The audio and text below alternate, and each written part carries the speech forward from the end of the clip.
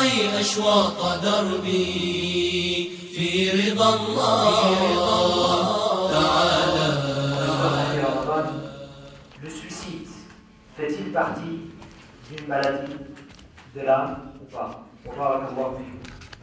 Alors, tu parles du suicide.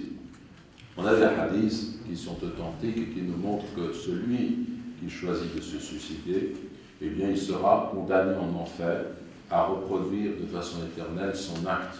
Ça, c'est dans le Sahih, tradition authentique.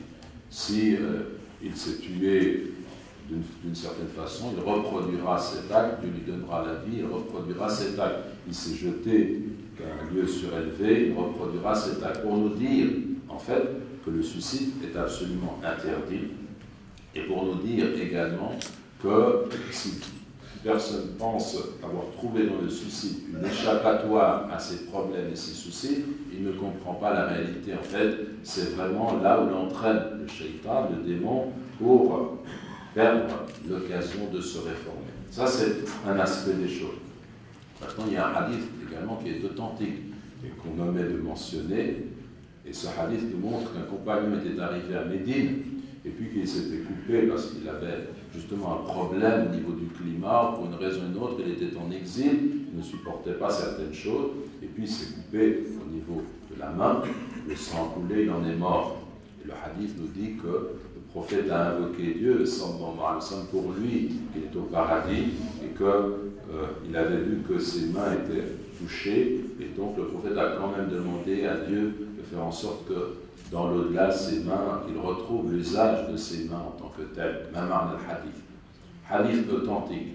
Donc, il faut être prudent. Pour nous, on prend le premier hadith pour mettre en garde une personne qui serait tentée par le suicide.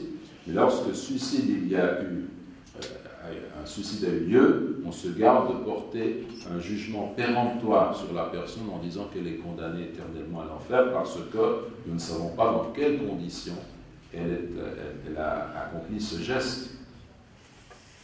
On va voir un droit. Toujours dans le sujet du suicide, qu'en est-il par rapport à ces personnes qui manquent de moyens financiers et que de par cette cause, ils sont poussés et orientés vers ce fléau qui est le suicide, professeur Hayar? Alors justement, du point de vue de l'islam nous donne un enseignement. Qui est-ce, comme on l'a vu, qui est-ce qui nous nourrit? Qui est-ce qui subvient à nos besoins? En apparence, c'est le travail que j'accomplis, je gagne ma vie. C'est comme cela, c'est par une série de causes et d'effets que j'obtiens mes moyens de subsistance. Mais la réalité du point de vue de l'islam, c'est que Dieu seul nous nourrit.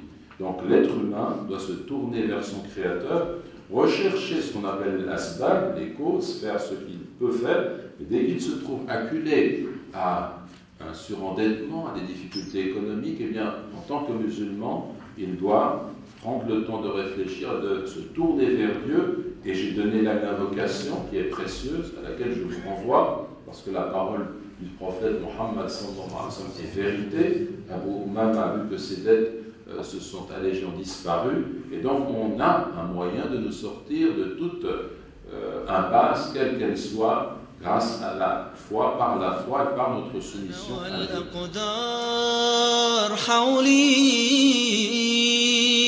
مؤمن شد الرحالا أنا والأقدار